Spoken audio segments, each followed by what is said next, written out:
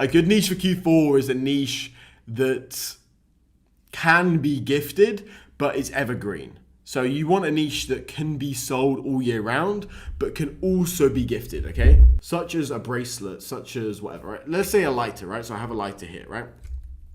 A lighter is a good product for Q4 because it's heavily giftable. If you put this in a gift box, it's a beautiful lighter for a beautiful lighter. It's a wonderful gift for a guy, right? Wonderful gift for a guy. It's a cool lighter, whatever, right? You put it in a nice little box, it's great. But it can also be bought all year round for birthdays, presents, or someone just buy it for themselves. So this is the best type of product. A product that can be evergreen, but goes in Q4 because of the gifting season, okay? Does that make sense?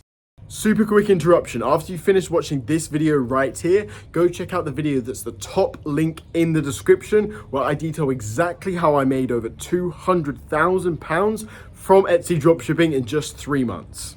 Go check it out, but watch this video first.